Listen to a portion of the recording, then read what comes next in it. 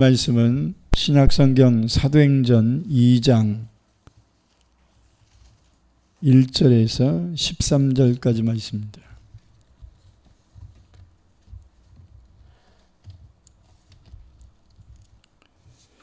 사도행전 2장 1절에서 13절 우리 다 같이 한 목소리로 합독해서 읽겠습니다. 오순절 날이 이미 이르매 그들이 다 같이 한 곳에 모였더니 호련히 하늘로부터 급하고 강한 바람 같은 소리가 있어 그들이 앉은 온 집에 가득하며 마치 불의 혀처럼 갈라지는 것들이 그들에게 보여 각 사람 위에 하나씩 임하여 있더니 그들이 다 성령의 충만함을 받고 성령이 말하게 하심을 따라 다른 언어들로 말하기를 시작하니라. 그때 경건한 유대인들이 천하 각국으로부터 와서 예루살렘에 머무르러 있더니 이 소리가 나매 큰 무리가 모여 각각 자기의 방언으로 제자들이 말하는 것을 듣고 소동하여 다 놀라 신기하게 여겨 이르되 보라, 이 말하는 사람들이 다 갈릴리 사람이 아니냐? 우리가 우리 각 사람이 난 것 방언으로 듣게 되는 것이 어찌 됨이냐? 우리는 바데인과 메데인과 엘람인과 또 메소바다미아, 유다와 갑바도기아, 본도와 아시아, 부르기아와 밤빌리아와 그리고 애굽과 및 구레데에 가까운 리비아 여러 지방에 사는 사람들과 로마로부터 온 나그네 곧 유대인과 유대교에 들어온 사람들과 그레데인과 아라비아인들이라. 우리가 다 우리의 각 언어로 하나님의 큰 일을 말함을 듣는도다 하고 다 놀라며 당황하여 서로 이르되 이 어찌된 일이냐 하며 또 어떤 이들은 조롱하며 이르되 그들이 세실에 취하였다 하더라. 아멘. 하나님께 특별 찬양 드리겠습니다.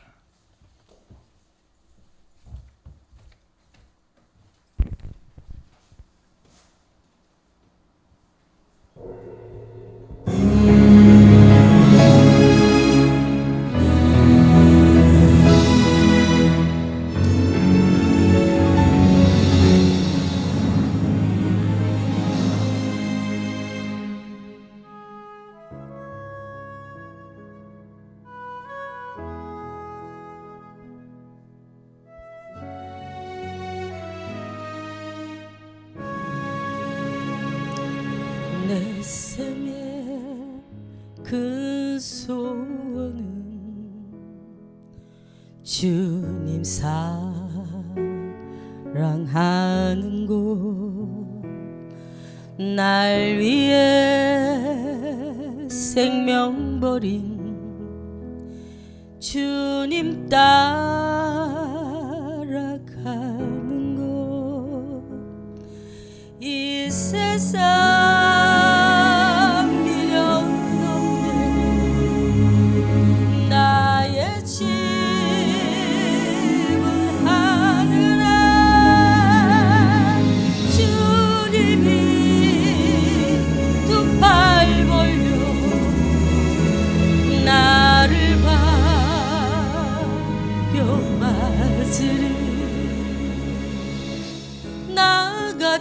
죄인 품어주시고 그 은혜 큰 사랑 주셨네.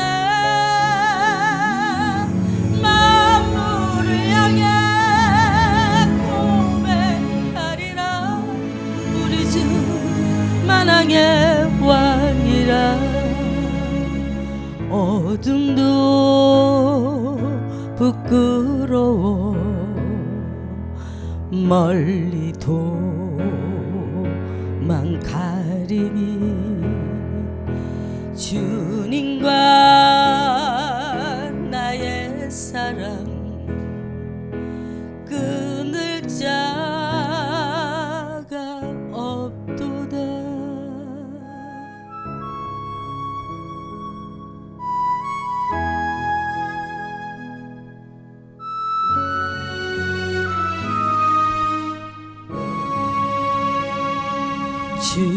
주님의 큰 은혜를 어찌 보답 발이요 한날에 미랄되어 주를 증거하리다.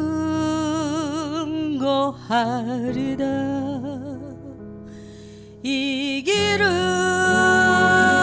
영광이요 이 길은 영생이라. 결코 난 포기하지 않으리라. 멸류관 주여 저들을 용서하소서. 주님의 생명을 주소서. 주님 위해 죽을 수 있는 나는 행복한 사람. 승리의 나팔 소리 내 기적에 들리니 사랑의 주님 품에 영원히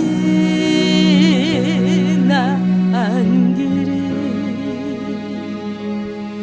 영원히 나 안기리.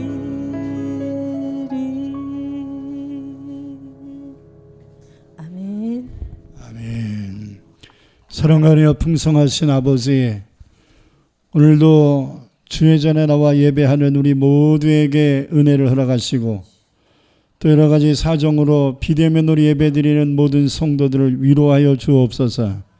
오늘도 주께 주시는 귀한 생명의 말씀이 우리의 영과 혼과 마음과 생각과 삶을 변화시킬 수 있는 능력의 메시지가 될 수 있도록 은총을 더하여 주옵소서.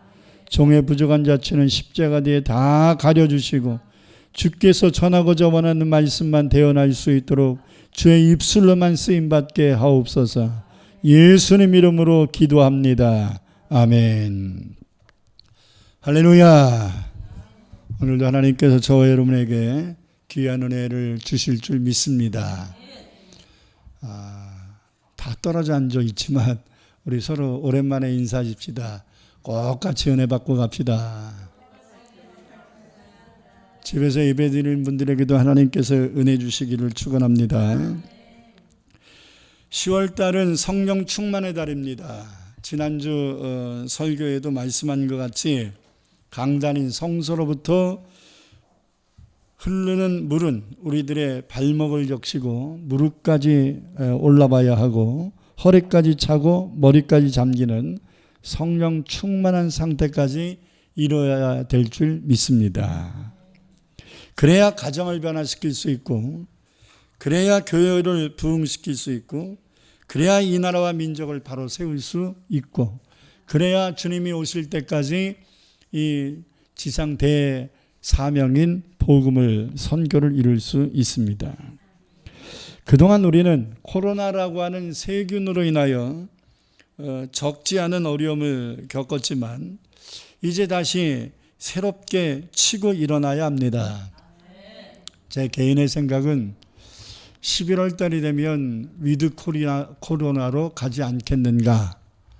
이제는 한 달 남은 시간 우리가 기도로 잘 준비해서 이 위드 코리아가 된다고 모든 게 다 회복되는 것은 아닙니다. 위드 코리아로 전환됐을 때 이제 성도들의 믿음이 이제 회복이 돼야 되는데 여전히 세상을 두려워하고 여전히 세균에 급급하고 여전히 사람의 눈치를 본다면 우리는 지난 2년 동안 이 코로나에게 우리는 당한 것입니다. 그렇기 때문에 우리가 어떤 시험이나 문제가 발생했을 때 여러분 하나님의 허락함이 없으면 결코 그런 문제는 발생하지 않습니다. 이 코로나19의 문제도 개개인 한두 사람의 문제가 아니라 전 세계에 창궐한 팬데믹 상태입니다. 그렇기 때문에 이것은 하나님의 허락하심이 없다면 이루어질 수 없는 일들이었고, 하나님은 지난 2년 동안 이런 코로나 사태를 겪고 있는 한국교회를 비롯한 이 땅에 살고 있는 전 세계의 모든 사람들, 특히 성도들의 신앙의 모습들을 보고 계셨을 줄 믿습니다. 욥이 엄청난 고난을 겪은 후에 하나님이 그를 회복시키실 때 갑절의 복을 주지 않으셨습니까? 그렇기 때문에 고난당한 것이 유익이라는 말씀이 그래서 통하는 거예요. 분명히 지난 2년 동안은 영적으로, 육적으로, 환경적으로, 물질적으로 이 나라와 이 땅에 사는 많은 사람들에게 고난이 온 겁니다. 그리고 몇 명인지는 정확하게 알 수 없지만 많은 사람들이 또 죽음을 당하기도 하고, 그리고 또 여러 가지 질병으로 인하여 어려움을 겪기도 했습니다. 개인적으로는 저희 인척되시는 분들도 코로나 2차 접종들을 하면서 어려움을 겪은 분들도 계시고요. 지난 2년 동안 말로 표현할 수 없는 여러 가지 각가지의 영적인 문제, 육적인 문제, 물질의 문제, 건강의 문제, 가정의 문제, 여러 가지 문제들을 안고 있었습니다. 그러나 우리에게 문제가 다가왔다는 것이 문제가 아니라 이제 하나님의 테스팅, 이 환경을 통한 이 시험, 이런 것들이 종식됐을 때 우리가 하나님 앞에 영적인 복구가 되고, 환경이 더 욥과 같이 갑절의 은혜를 얻고, 내가 이전에는 귀로만 들었는데 이제는 눈으로 보나이다 고백할 줄 아는 이런 좀 새로움이 업그레이드가 될 수 있는, 훈련을 받았던 훈련받은 자다운 모습들로 견고해질 수 있는 이런 모습이 저와 여러분이 되어야 될 줄 믿습니다.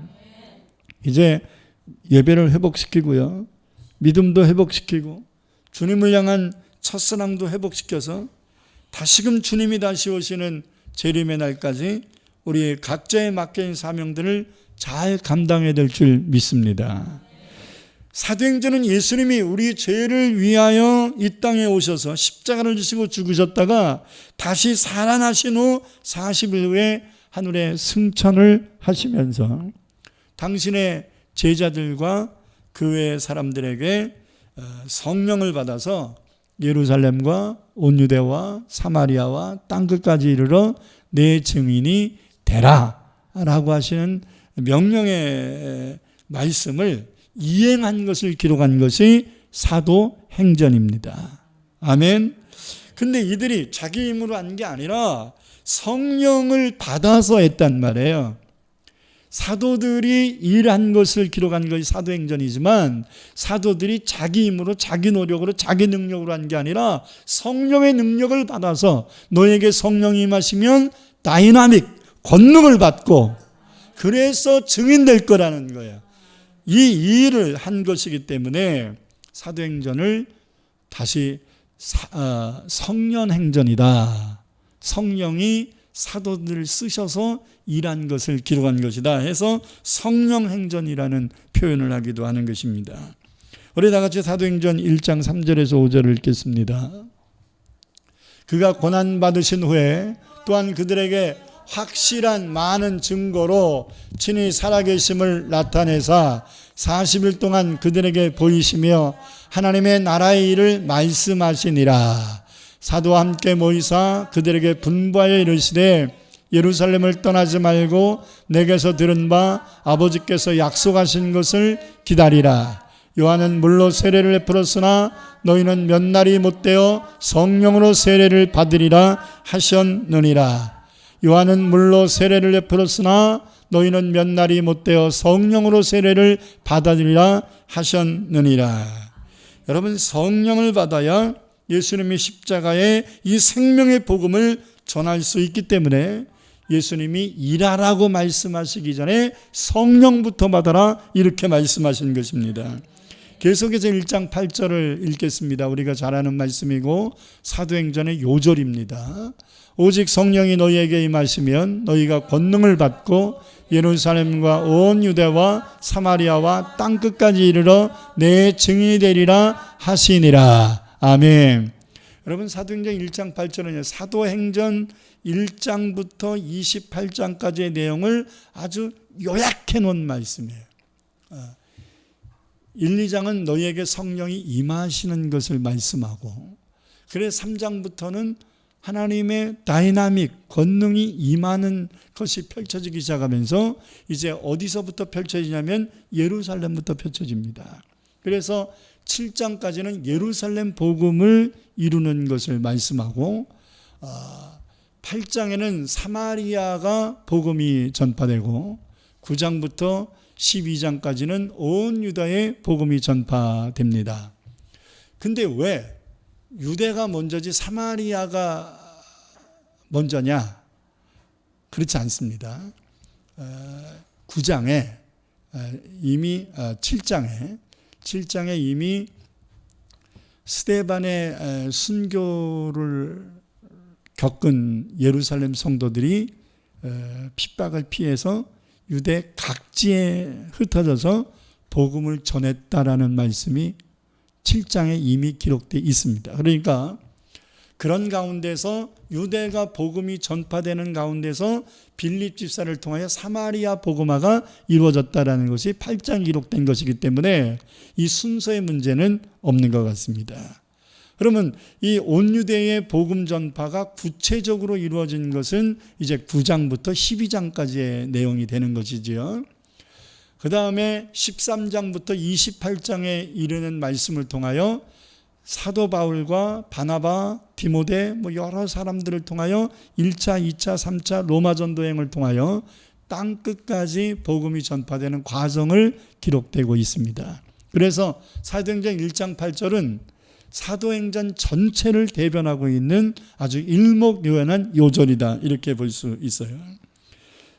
이 말씀을 들은 사람들은 약 500여 명으로 추정됩니다. 그러나 이 말씀을 믿고 끝까지 기도해서 성령의 충만함의 은혜를 받은 사람은 약 120명이었음을 말씀합니다. 1장 13절부터 15절을 읽겠습니다. 들어가 그들이 유하하는 다락방으로 올라가니 베드로, 요한, 야고보, 안드레와 빌립, 도마와 바돌로메, 마테와 및 알페오의 아들 야고보, 세르를 시몬, 야고보의 아들 유다가 다 거기 있어 여자들과 예수의 어머니 마리아와 예수의 아우들과 더불어 마음을 같이하여 오로지 기도에 힘쓰더라. 무리의 수가 약 120명이나 되더라. 그때 베드로가 그 형제들 가운데 일어나 서서 말하였다, 이렇게 얘기합니다. 여기에 120명의 사람들이 모여 있었음을 이야기하죠. 여러분, 6월절에서 50일이 지난 시간을 오순절이다, 이렇게 표현합니다. 그래서 오순절은 이스라엘 백성들이 지키는 3대 절기 가운데 하나인데요. 예수님이 6월절 전날에 돌아가셨고요. 2박 3일이에요. 그러니까 제자가 붙으면 돌아가신 당일을 치는 거예요. 그러니까 제3일 만에 이렇게 되면 돌아가신 당일, 그 다음 날 이렇게 되기 때문에 만 이틀이 되는 거죠.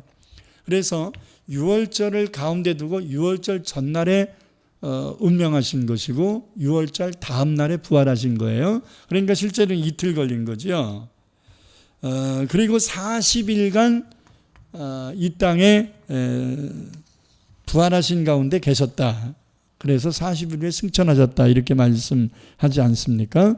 그러나 이 또한 정확하게 얘기하면 39일이 되는 거죠. 당일까지 쳐서 40일을 얘기하는 거니까. 그러면 오순절까지는 약 10일 정도가 남습니다.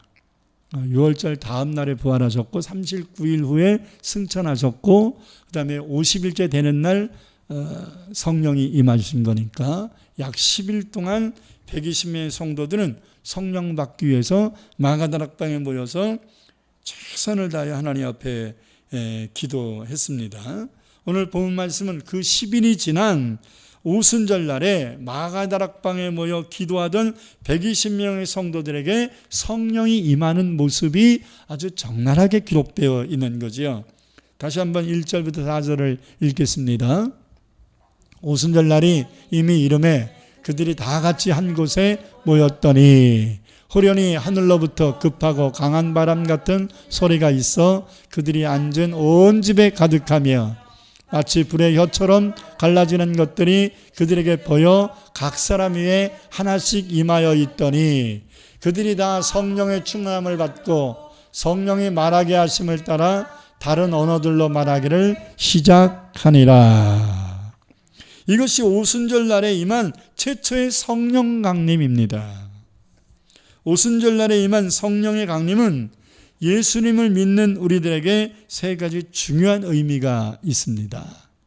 첫째는 하나님께서 이제 성령을 통하여 일하시겠다는 공식적 선포입니다. 예수님이 이 땅에 성육신하여 오신 지 30년이 됐을 때 이미 예수님은 육신을 입고 크리스마스 때에 탄생하셨잖아요. 그런데 아직 본격적인 하나님의 일을 하지 않으셨습니다. 30살이 되셨을 때에 이제 세례 요한의 세례를 받으심으로써 공생애를 시작하셨습니다. 그러므로 세례 요한에게 세례를 받으신 것은 예수님이 공생애를 시작하신다라고 하는 공식적 선포와 같은 것이지요. 마찬가지예요. 성령은 이미 창세 전부터 하나님과 함께 일하셨습니다. 천지도 창조하셨고요. 수많은 선지자들에게 수천 년 동안 일하여 오셨습니다. 다 성령이 임하셔서 예언한 거지 자기 마음대로 예언한 선지자들이 누가 있어요. 다 성경에 기록된 것은 다 성령의 감동하심을 받아서 예언을 한 것 아닙니까? 하다못해 삼손의 그 엄청난 능력도 괴력 같은 힘도 다 성령이 임함을 통하여 이루어진 거거든요. 하지만 그때는 사사나 선지자와 같은 특정인에게만 임하였고 필요에 의해서 일회성적으로 임하신 거예요. 그러니까 하나님의 필요에 의하여 사사나 선지자들에게 필요에 의해서 순간적으로 임하셨다가 그 필요가 끝나면 다시 떠나신 거죠. 우리처럼 늘 함께 하시는 게 아니란 말입니다. 그래서 특정인에게 일회성적으로 임했던 성령이 역사가 구약의 성령의 하신 일이다. 그러나 이제부터는 예수님이 이 땅에 오셔서 사람들과 동고동락하시면서 임마누엘로 계셨던 것처럼 이제 또 다른 보혜사이신 성령도 예수님이 재림하실 때까지 성도들과 늘 함께하며 일하시겠다는 거지요. 예수님이 공생애를 시작하기 위해 세례 받으실 때에 하늘에서 음성도 들렸고 비둘기 같은 성령이 임하는 것도 보였고 그리고 많은 사람들에게 충만한 은혜가 임했던 것처럼 오순절 날의 성령 강림도 하늘로부터 강한 바람 같은 소리가 들렸어요. 소리가 있었어요. 그리고 또 기도하는 성도들에게 성령 강림의 표상으로 일컬어지는 불의 혀 같은, 그러니까 불꽃을 얘기하는 거죠. 불이 막 활활 타면 막 이게 혀가 낼름낼름 하는 것 같잖아요. 그래 그것을 불의 혀 같다 이렇게 표현한 겁니다. 불꽃 같은 것이 각 사람들 머리 위에 임하는 것을 보았다. 자, 소리도 들렸고 눈으로도 보았고, 아멘. 그리고 실제적으로 기도한 성도들에게 이런 방언의 은사들이 임하였던 겁니다. 이것은 하나님이 성령의 이제 강림이 본격적으로 이루어졌음을 이제 이벤트해 주신 거예요. 할렐루야. 저는 참 하나님은 사랑도 많으시고 능력도 많으시고 참 못하실 것이 없고 무소부지하신 이런 하나님만 생각했는데 어느 날부터 하나님은 참 재미있는 분이다 이런 생각이 들었어요. 성경을 읽어보니까 하나님이 이벤트를 그렇게 많이 하시더라고요. 홍해가 갈라지는 것도 하나님의 이벤트예요. 그렇지 않습니까? 여러분 2주 전에 들었던 에스더와 모르도게의 이 사건도 하나님이 깜짝 일을 하신 거 아닙니까? 깜짝 이벤트를 하신 거잖아요. 아무도 몰랐잖아요. 아멘.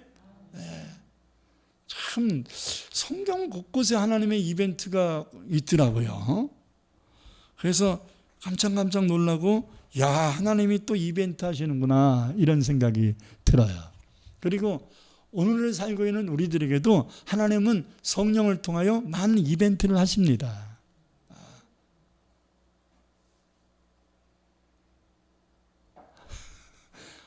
이벤트에 참여들을 못하셨구나. 하나님은 성령을 통해 지난 2000년 동안도 수없는 이벤트를 하셨어요. 우리를 깜짝 놀라게 하는 일들을 참 많이 하셨어요. 그래서 이게 하나님이 하신 뜻이었어? 하나님의 뜻이었어라는 것을 나중에 깨달으면 그랬구나 하면서 웃음이 절로 나오는 이런 일들이 참 많았던 것 같습니다. 여러분, 이제부터는 예수님을 영접한 모든 성도들 안에 성령이 함께 하셔서 예수님의 복음 전하는 일을 할 수 있도록 모든 지원과 이벤트를 아끼지 않으실 것임을 선포하고 계시는 것입니다. 그래서 고린도전서 3장 16절에서 이렇게 말씀합니다. 너희는 3장 16절 너희는 너희가 하나님의 성전인 것과 하나님의 성령이 너희 안에 계시는 것을 알지 못하느냐. 너희는 하나님의 성전인 것과 하나님의 성령이 너희 안에 계시는 것을 알지 못하느냐 이렇게 말씀합니다. 이제는 하나님의 성령이 우리 안에 계셔서 우리의 마음이 하나님의 전이 되었다 이렇게 말씀하는 고린도전서 12장 3절을 보겠습니다. 그러므로 내가 너희에게 알리노니 하나님의 영으로 말하는 자는 누구든지 예수를 저주할 자라 하지 아니하고 또 성령으로 하지 아니하고는 누구든지 예수를 주님이라고 할 수 없느니라. 아멘. 다 이제 성령을 통해서 하시겠다는 거예요. 예수 영접하는 것도 인간의 의지와 노력으로 되는 게 아니라 성령으로 되게 하시겠다라는 거예요. 다시 한번 사도행전 1장 8절 읽겠습니다. 전제 조건이 오직 성령이 너희에게 임하신다는 전제 조건이 있는 거예요. 전제 조건이 성령이 너희에게 임하시게 되면 어떤 일들이 생기느냐? 권능을 받게 될 것이다. 어떤 일이 생기게 될 거냐? 증인된 삶을 살 것이다. 그것도 예루살렘이라는 한 도시에 머무르는 게 아니라 유대 온 땅과 이방인으로 정죄받았던 사마리아 땅끝까지 그리고 땅끝까지 이르러 증인되는 놀라운 확장의 역사가 일어날 것을 말씀하고 있습니다. 이제는 성령이 우리 안에 계셔서 일하실 것입니다. 할렐루야. 두 번째는 오순절날의 성령 강림은 이제 교회가 시작됐음을 알리는 것입니다. 여러분, 그전에는 교회가 없었습니다. 성전이 있었습니다. 여기는 성전이 아니라 교회예요. 자, 최초의 교회인 예루살렘 교회는 바로 오순절날에 이스라엘 120명의 성도들이 기도했던 마가의 다락방이 바로 최초의 예루살렘 교회로 일컬어집니다. 그래서 오순절날에 마가의 다락방에 모여 기도하다가 성령에 충만한 성도들에 의해서 이제 모여지고 세워진 것이 바로 예루살렘 교회입니다. 이 예루살렘 교회가 초시가 되어서 이제 전 세계에 주를 믿는 백성들의 모임인 교회가 시작된 것입니다. 원래 예수는 마태복음 16장 16절에서 신앙 고백한 베드로에게 하신 말씀이 있지요. 이 반석 위에 내 교회를 세우리니 음부의 권세가 틈타지 못하리라. 이렇게 말씀하신 다음에 2년이 지난 다음에 이 말씀이 성취된 거예요. 아멘. 예언이라는 것은 당장 이루어지는 것도 있지만 시간이 지나야 때가 돼야 이루어지는 것이 보편적인 원리입니다. 할렐루야. 하나님이 그렇게 해주신다니 왜 안 해주셔? 아직 하나님이 일을 안 하셨다면 뭐가 안 된 거예요? 때가 안 된 거죠. 그런데 많은 사람들이 왜 하나님 뜻이 아니었나 봐. 하나님의 뜻과 하나님의 때를 잘 구분해야 돼요. 하나님의 뜻이라도 하나님의 때가 안 되면 아직 이루어지지 않습니다. 아멘. 그렇기 때문에 제일 중요한 게 뭐예요? 하나님의 뜻. 그 다음에 중요한 게 뭐예요? 하나님의 때. 하나님의 뜻이 하나님의 때와 맞물려서 하나님의 뜻이 성취되는, 펼쳐지는 것입니다. 오늘 본 말씀에서 이 예언이 이루어진 거지요. 이후로 지금까지 성령을 받은 사람들을 통하여 세계 각지의 교회들이 세워지고 있는 것입니다. 세 번째로 오순절날의 성령 강림은 믿는 자들에게 성령의 은사의 포문이 열리게 되었음을 말씀하고 있는 큰 이 의의가 있습니다. 본문 4절에서 방언의 은사가 열렸습니다. 2장 17절에는 자녀들에게 예언을, 젊은이에게는 환상을, 늙은이에게는 꿈이 열려서 하나님의 뜻을 깨닫게 하시고, 고린도전 12장 8절 10절을 보면 성령이 임재하는 자들에게는 9가지 은사가 임할 것을 말씀하셨고, 로마서 12장과 에베소 4장을 연구해 보면 약 35가지의 성령의 은사가 성령을 통하여 우리에게 임할 것을 말씀하고 있습니다. 그 중에 방언의 은사가 가장 많이 나타나는 은사 중에 하나입니다.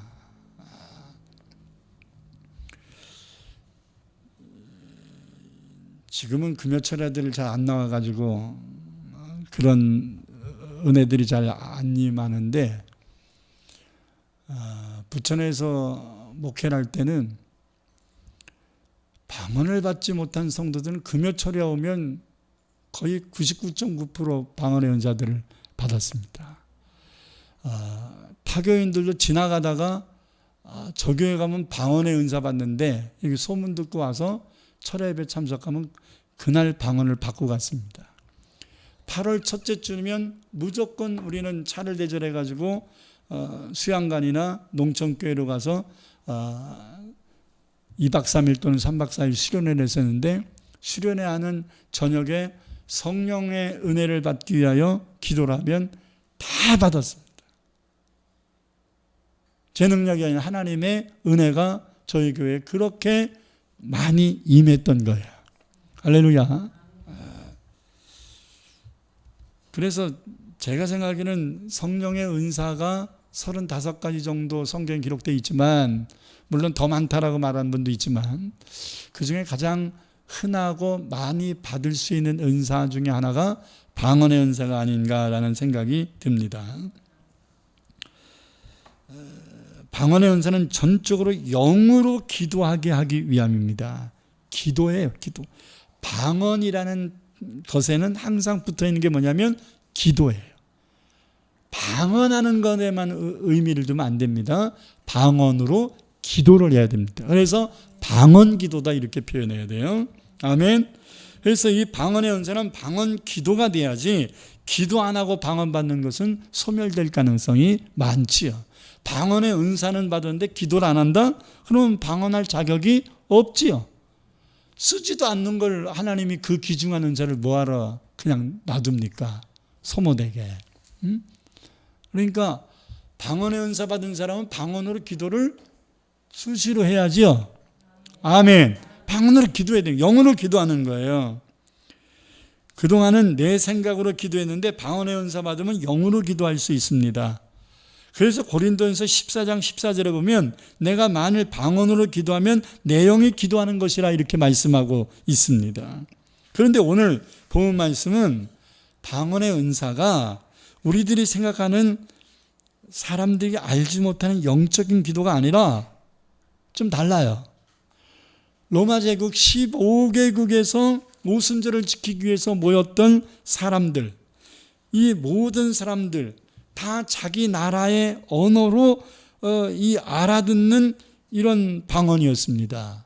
그러니까 우리가 생각하는 이런 영적인 방언, 사람들이 알아듣지 못하고 하나님과 나와만 기도로 교통하는 이런 방언을 얘기하는 게 아니었어요.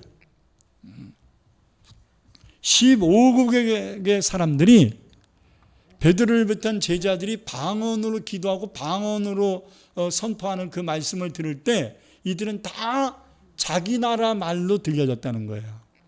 아멘.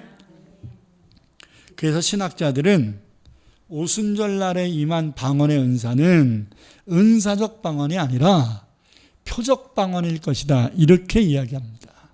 성령의 강림이 임한 것에 대하여 이제 페스티벌을, 축제를 하셨기 때문에, 이벤트를 하셨기 때문에 이들이 깜짝 놀라는 이벤트였어요. 그래서 한 나라의 말로 들려진 게 아니라 15개의 사람들이 다 각자의 나라의 말로 다 들려지는 놀라운 엄청난 이벤트 아닙니까?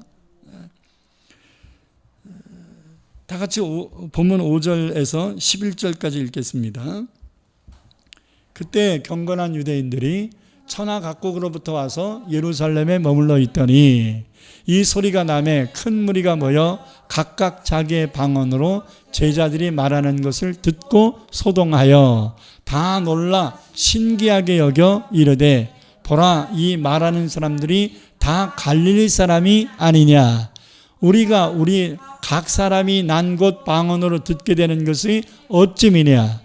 우리는 다대인과 메대인과 엘람인과 또 메소포타미아, 유대와 갑바도기아, 본도와 아시아, 부르기아와 밤빌리아, 애국과 및 구레네에 가까운 리비아 여러 지방에 사는 사람들과 로마로부터 온 나그네 곧 유대인과 유대교에 들어온 사람들과 그레데인과 아라바인과 우리가 다 우리의 각 언어로 하나님의 큰 일을 말함을 듣는도다.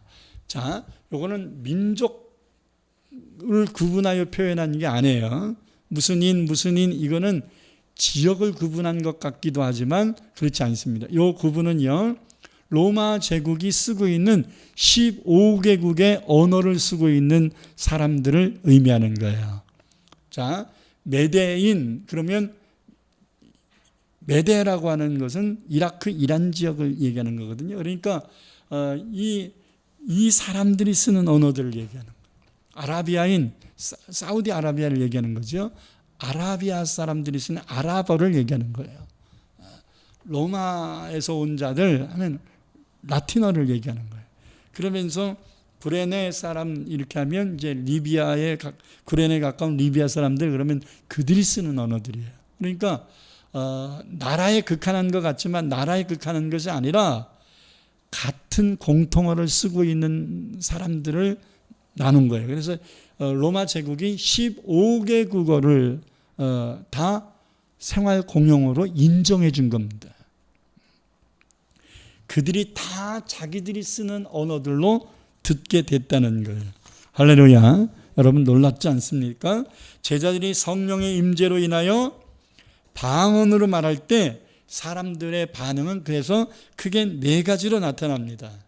7절을 보면요, 놀라서 신기하게 여기는 사람도 있었고요, 11절에서는 우리가 다 우리의 각 언어로 하나님의 큰 일을 말함을 듣는도다 하며 믿음으로 말하는 사람도 있었고요, 12절에 보면 놀라며 당황하여 이 어찌된 일이냐 하면서 어리둥절하는 사람도 있었고, 그러나 13절에서는 저들이 세술에 취했다라고 얘기하면서 조롱하는 사람들도 있었다. 그래서 이 놀라운 하나님의 이벤트를 본 자들이 반응이 4가지의 반응이 있었는데, 여러분, 저와 여러분들이 성령 충만함을 받아서 방언을 하거나 또 다른 은사들을 행할 때에 이렇게 여러 가지 반응이 나올 수 있습니다.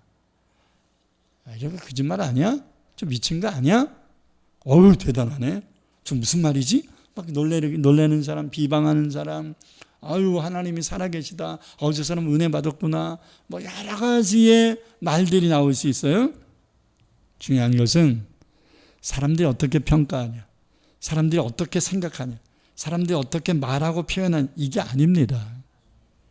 성령 충만한 은혜를 받은 사람인 내가 그 은혜를 받아서 변화가 됐느냐는 거야.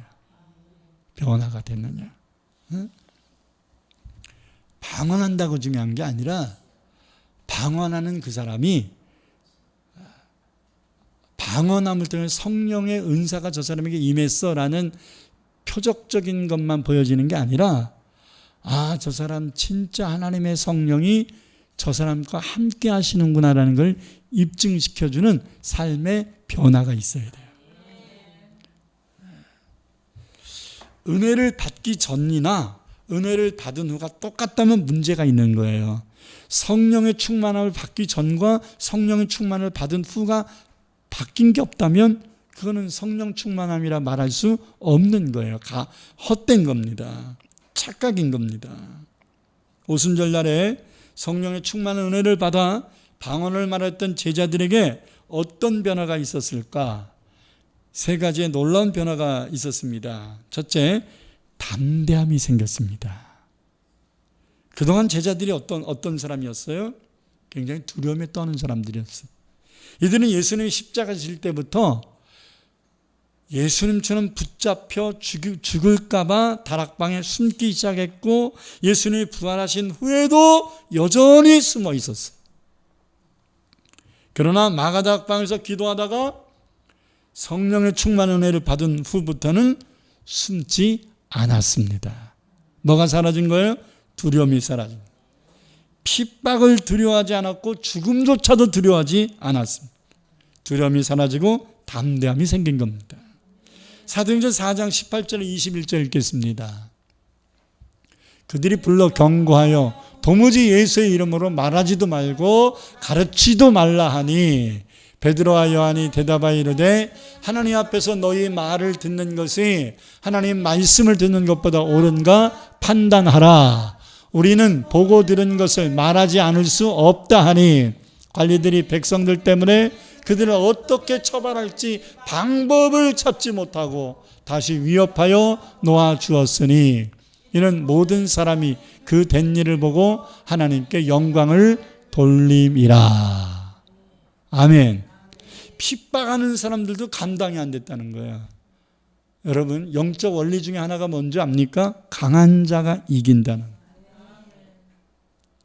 핍박하는 사람이 강하냐, 핍박을 받는 사람이 강하냐? 일종의 핍박은 게임이에요. 영적 게임이에요. 핍박하는 사람이 세면 핍박당하는 사람이 눌려요.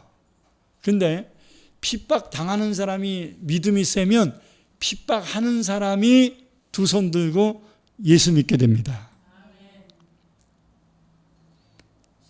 이 핍박의 상황은요, 영적 파워 게임이에요.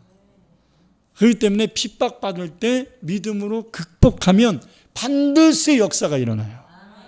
여러분, 저는 사도행전을 읽으면서 깨달은 것 중에 하나는 뭐냐면 핍박의 결과는 복음의 확산이다. 이렇게 됩니다. 제가 신학교에서 신약을 가르치거든요. 그래서 그동안 사도행전을 수없이 가르쳤는데, 사도행전을 가르치면서 서두에 서론적인 얘기를 하면서 제가 반드시 한 얘기 중에 하나가 뭐냐면, 여러분, 사도행전은 핍박, 부흥, 핍박, 부흥, 핍박, 부흥으로 연결되어 있습니다. 이렇게 얘기합니다. 그러니까 성령을 받은 사람들이 마귀의 시기를 받아서 핍박을 받습니다. 핍박을 받은 성도들이 믿음으로 그 핍박을 이깁니다. 스데반이 돌에 맞아 죽었다고 진 게 아니에요.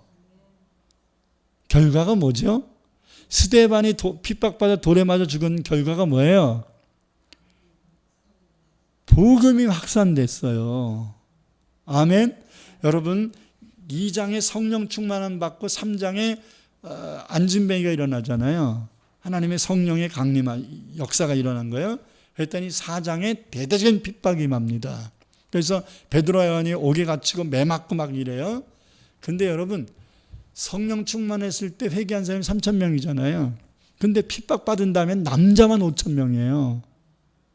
인원수가 중요한 게 아니라 핍박받아 쪼그라든 게 아니라 예루살렘 교회가 부흥됐다는 얘기거든요. 그래서 이제 막 놀라운 역사가 일어납니다. 막 7 집사들도 세우고 막 하면서 감당할 수 없는 놀라운 부흥을 이룹니다. 그러니까 또 마귀가 스데반을 순교하면서 죽이면서 대대적인 핍박을 합니다. 철퇴를 가한 겁니다. 그랬더니 핍박받았던 예루살렘 성도들이 유대 각지에 흩어지고 막 안디옥이니 뭐 구브론이 막 흩어져요. 흩어진 이들이 또 하나의 복음의 불씨들이 되어서 흩어진 곳마다 교회가 세워지더라는 거예요. 할렐루야.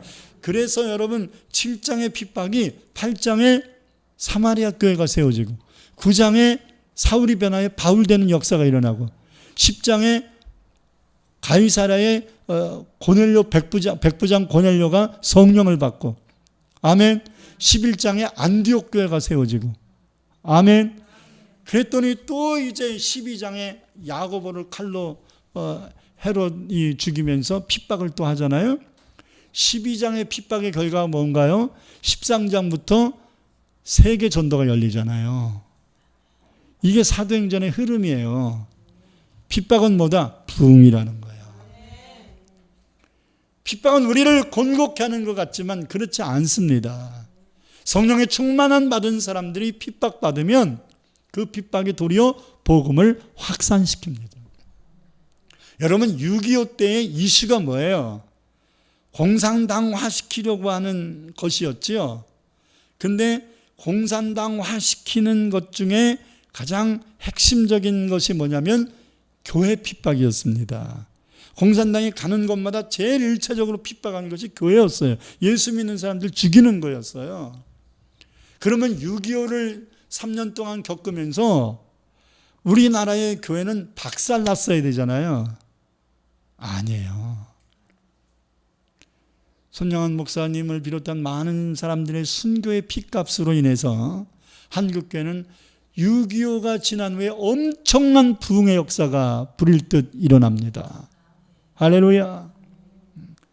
결코 핍박은 우리를 힘들게 할 수는 있으나 쪼그라들게 하지는 않는다. 왜? 성령이 계시기 때문입니다. 담대함을 성령이 주시기 때문입니다. 그래서 우리들도 성령 충만 받으면 환경이나 사람들을 두려워하지 않고 담대함을 얻게 될 줄 믿습니다. 할렐루야. 둘째, 복음을 전하는 자들이 있다 이거죠. 금방도 설명했잖아요. 이미 사도행전 1장 8절에서 성령이 임하시면 땅끝까지 복음이 전하게 될 것을 말씀하지 않았습니까? 그렇기 때문에 성령이 임했으니까 이제 당연히 어떤 열매가 맺어져야 돼요? 복음 전파의 열매가 맺어져야 돼요. 그래서 성령 강림은, 성령의 충만한 역사는 제자들로 하여금 복음 전도자들이 되게 했다는 거예요. 이들은 다른 일 다 제쳐두고 이제부터 복음 전하는 일에 온 힘을 기울이기 시작하였습니다. 여러분 2장 12절부터 36절은 베드로가 성령 충만 받은 후에 예루살렘 성도들 사람들에게 전한 말씀이에요. 여러분 그중 22절부터 24절을 읽겠습니다. 이스라엘 사람들아 이 말을 들으라. 너희도 아는 바와 같이 하나님께서 나사렛 예수로 큰 권능과 기사와 표적을 너희 가운데서 베푸사 너희 앞에서 그를 증언하셨느니라. 그가 하나님께서 정하신 뜻과 미리 아신 대로 내어준 바 되었거늘 너희가 법 없는 자들의 손을 빌려 못 박아 죽었으나 하나님께서 그를 사망의 고통에서 풀어 살리셨으니 이는 그가 사망에 매여 있을 수 없었음이라. 이 말씀은 복음의 핵심입니다. 여러분 계속해서 사도행전 4장 31절 읽겠습니다. 빌기를 다하매 모인 곳이 진동하더니 무리가 다 성령에 충만하여 담대히 뭐 했다고요? 하나님 말씀을 전하니라.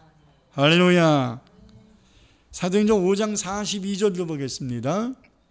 그들이 날마다 성전에 있든지 집에 있든지 예수는 그리스도라고 가르치기와 전도하기를 그치지 아니하니라.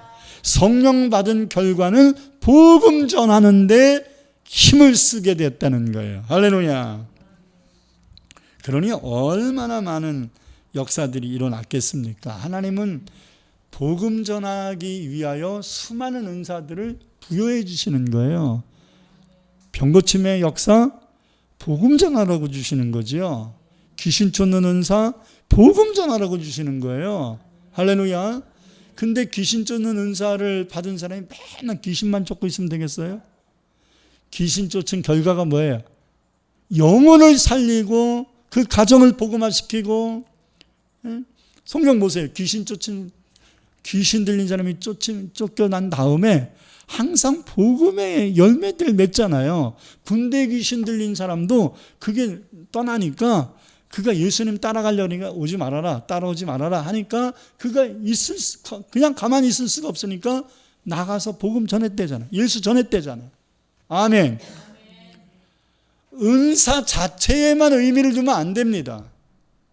예언의 열매가 뭔데? 문제 해결입니까? 아닙니다.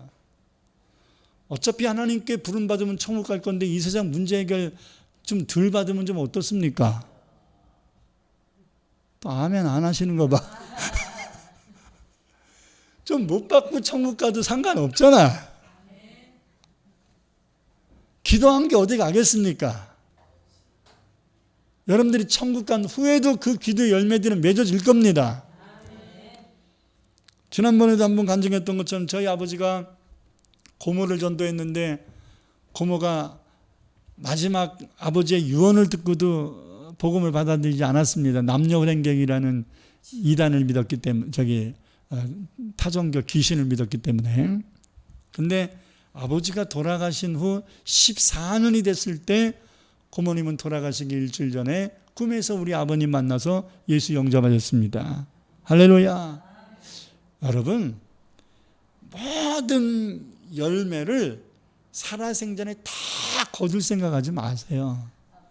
여러분들이 덜 거둬야 자식들도 거둘 거 아니겠어요? 여러분들이 기도해놓고 덜 거둔 게 있어요? 자식들이 거두는 덕을 좀 보지 않겠어요? 저희 외삼촌들이 우리 할머니 할아버지 살아생전에는 그렇게 할머니 할아버지의 그 신앙에 대해서 그렇게 크게 여기질 않았어요. 노인네들이 순수하시다 이런 정도지.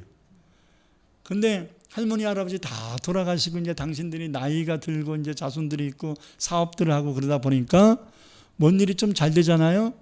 아유, 어머니가 기도하신 게 있어서, 아버지가 기도하신 게 있어서, 아버지가 심어 놓으신 게 있어서 항상 당신의 공으로 얘기하지 않고 돌아가신 할머니 할아버지, 저한테는 할머니 할아버지죠.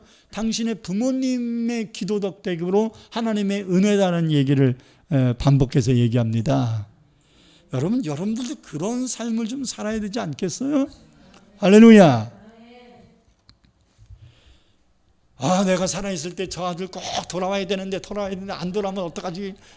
여러분들이 살아있을 때 안 돌아와도 그 자식 지옥 안 갑니다. 왜? 여러분들이 포기하지 않으면. 여러분들이 죽을 때까지 포기하지 않으면 하늘나라 가서도 기도하지 않겠어요? 아멘. 반드시 될 겁니다. 세 번째로 다른 사람들을 변화시킬 수 있게 됩니다. 성령 충만을 받으면요. 성령 충만 받은 베드로가 복음을 전하니까 그 말씀을 들은 예루살렘 사람들이 회개하며 변화되기 시작합니다. 여러분 다 같이 2장 36절 41절 보겠습니다. 그런즉 이스라엘 온 집은 확실히 알지니, 분명히 알아라 이 말이에요. 너희가 십자가에 못 박은 이 예수를 하나님이 주와 그리스도가 되게 하셨느니라 하니라. 그들이 이 말을 듣고 마음에 찔려 베드로와 다른 사도들에게 물어 이르되, 형제들아 우리가 어찌할꼬 하거늘. 베드로가 이르되, 너희가 회개하여 각각 예수 그리스도의 이름으로 세례를 받고 죄사함을 받으라. 그리하면 성령의 선물을 받으리니 이 약속은 너희와 너희 자녀와 모든 먼데 사람 곧 주 우리 하나님이 얼마든지 부르시는 자들에게 하신 것이라 하고, 또 여러 말로 확증하여 권하여 이르되 너희가 이 패역한 세대에서 구원을 받으라 하니, 그 말을 받은 사람들은 세례를 받음에 이날에 신도의 수가 3,000이나 더하더라. 내가 변화된 사람이 되어야 남도 변화시킬 수 있습니다. 베드로가 진정성 있는 회개 속에 성령의 은혜를 받으니까 베드로의 설교를 듣는 사람들도 형제 어찌하고 하면서 회개가 일어나고 그들이 예수를 영접하지 않습니까? 한 알의 밀이 땅에 떨어져 죽으면 많은 열매를 맺는다고 요한복음 12장 24절에서 말씀하지 않았어요? 여러분,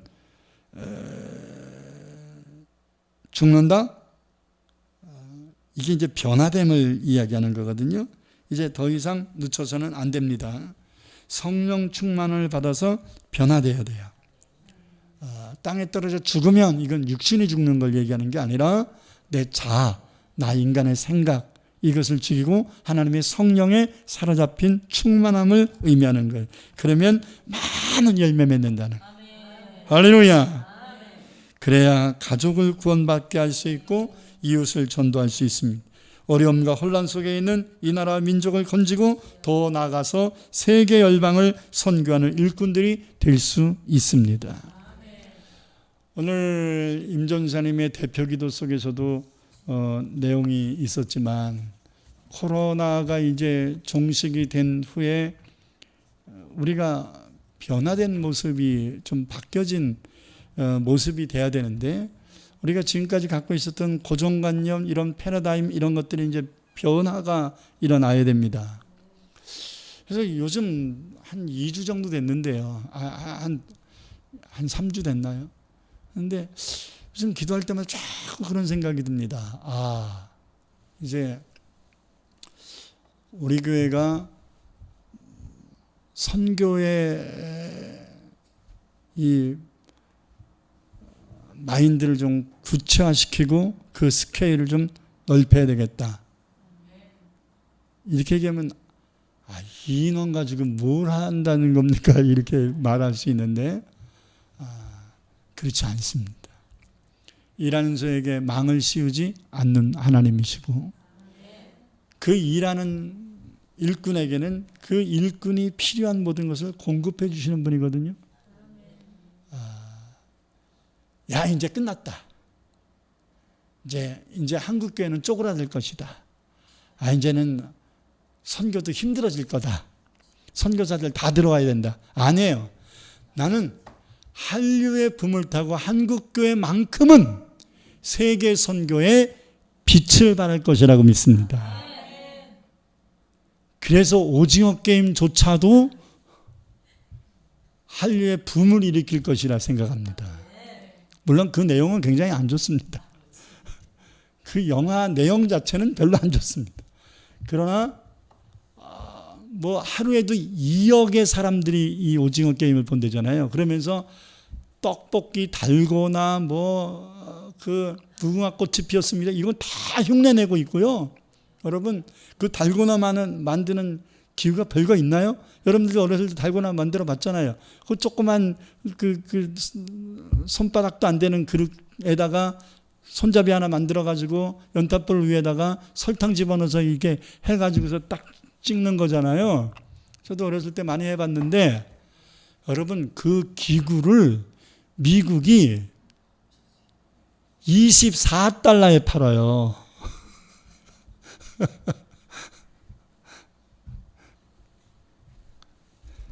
그러니까 약 25,000원에 판다는 얘기잖아요. 그 정도로 프리미엄이 이제 우리가 받는 거예요. 여러분 이러한 그 한류는 이슬람권뿐만 아니라 공산권이고 뭐가 없어요 지금. 중국이 그렇게 막으려고 해도 중국 사람들이 오징어 게임을 다 보고 있대잖아 지금. 여러분만 안 본 거예요. 그 정도로 한류가 지금 확산되고 있는 이 분위기를 타고 복음이 확산돼. 미국 선교사가 들어가면 IS인가요? IS를 비롯한 탈레반 이런 사람들이 거부 반응을 일으킵니다. 그런데 한국 선교사들이 가면 이젠 탈레반도 받아줘요. 지금은. 그러니까 이 적기예요, 적기. 그래서 저는 우리 윤대한 선교사님 2, 3년 훈련 잘 시켜서 파송시킬 생각입니다. 진짜예요. 하나님이 그렇게 하실 것이라고 믿고 지금 준비하고 있습니다. 그동안 신학도 안 했는데 신학도 하게 하고 그리고 이제 본격적으로 이제 오만 벨루치아 민족에게 가면 무슨 방법으로 선교할 것인가에 대한 것을 이제 구체화시키기 위해서 그동안 중지했던 기술 공부도 또 인터넷으로 하고 있고 하면서 굉장히 심도 있는 준비를 하고 있습니다. 그거 뒷받침하느라고 우리 최면하 선교사가 굉장히 그냥 힘들겠지요. 그러나 여러분 기회예요. 지금 기회예요. 지금 잘 준비하면 하나님의 성령의 은혜 속에서 우리는 날개를 달고 하나님을 위하여 큰 일을 할 수 있습니다. 연세가 지었지만 우리 조혜원 목사님도 미얀마로 다시 가신다면 저는 적극적으로 밀어드릴 생각입니다. 할렐루야. 이제는 우리 처음사랑교회가 선교 마인드를 가지고 하나님의 큰 일을 이루기 위하여 여러분들에게 하나님께서 영권, 인권, 물권들을 부어주실 것입니다. 할렐루야. 말로만이 아니라 가정과 가문의 이름을 가지고서 선교사들을 파송할 수 있기를 바랍니다. 구역의 이름으로 선교사들을 후원하고 지원할 수 있어야 합니다.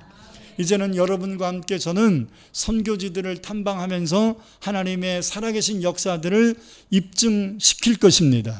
할렐루야. 하나님이 하시는 이 광대한 일들을 우리는 목도할 것입니다.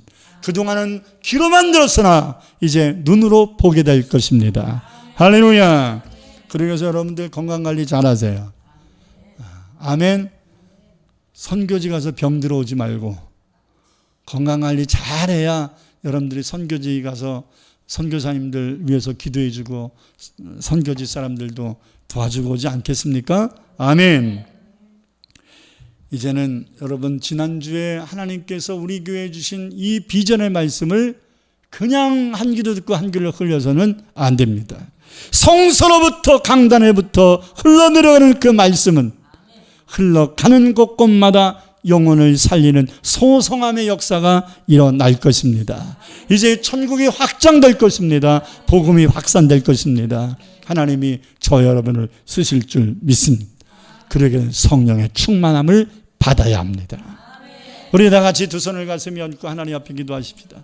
그동안 내 문제 때문에 너무 전전긍긍하지 않았는가? 그동안 내 눈에 보이는 것 때문에 너무나 힘겨워하지 않았는가? 이제는 눈을 열어 산을 봐야 됩니다. 하나님을 바라봐야 됩니다. 이제 영안이 열려서 성령의 충만한 영안의 눈을 가지고 세상을 바라봐야 됩니다. 세상은 두려운 존재가 아니에요. 세상은 우리의 사역지고 세상은 죽어가는 영혼들을 살려야 될 우리의 매장인 것입니다. 어장이에요. 하나님 나에게 성령의 충만함을 주시사 나를 써달라고 주여 한번 부르시고 통성으로 기도합니다. 주여 할렐루야 할렐루야 할렐루야 할렐루야 올라 산다바레르리 카바레르리 카바레르리 올라 바라바라바라바라바라바라바라바라바라리 리산다바레르리 칸다바레르리 오라 바라바라바라바라바라바라바라바라리 리산다바레르리 칸다바레르리 오라 바라야야야야야야야야야야야야 리산다바레르리 칸다바레르리 아버지 하나님 우리가 코로나 때문에 아버지 하나님 지난 년 동안 힘겨웠습니다. 그러나 아버지 힘겨워할 것이 아니라 하나님은 이 상황 속에서도 놀라운 일을 하셨습니다. 이 나라를 쓰시려고 우리를 쓰시려고 하나님은 기토 작업을 너무나 많이 해놓으셨습니다. 하나님 우리가 무엇을 두려워하겠습니까? 두려워 말라 내가 너와 함께합니다. 놀라지 마라 나는 너의 하나님이 됩니다. 내가 너를 굳세게 하니라 참으로 너를 도와주리라 참으로 의의 오른손으로 너를 붙들어 쓰리라고 말씀했사오니 이제는 아버지 하나님이 우리가 환경에 매이지 아니하고 이제는 아버지 하나님 문제에 매이지 아니하고 이제는 가정에 매이지 아니하고 이제는 질병에 매이지 아니하고 이제는 아버지 돈 걱정에 매이지 아니하고 사방팔방 풀려지는 역사를 체험하여 이제는 아버지 하나님께서 왜 나를 열어주셨는지 왜 내 가정에게 복을 주셨는지 하나님 바로 인식하여 이때를 이 기회를 놓치지 아니하게 하여 주시옵소서. 그동안 어려웠던 문제들까지도 하나님은 합력하여 손을 이루실 것입니다.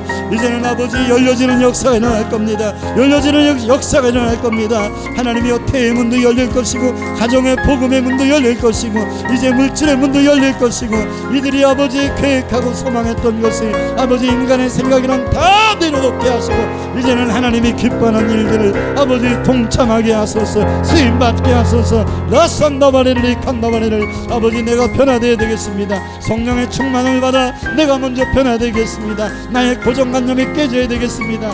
나의 모든 연약함이 아버지 십자가 등 뒤에 다 던져버려야 되겠습니다. 이제 하나님이 써주시옵소서. 80이 된 모세도 하나님이 들어 쓰셨던 것처럼 100세가 된 아브라함에게도 하나님께서 아내의 태를 열으셔서 하나님이 약속을 성취하셨던 것처럼 우리들이 아버지 나이가 문제가 안 됩니다.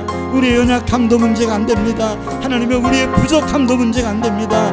내가 일하는 게 아니라 하나님이 나를 쓰시는 것이오매 하나님의 우리가 쓰시기에 합당한 성령의 충만한 자들이 되게 하여 주시옵소서. 예수님 이름으로 간절히 기도합니다. 아멘.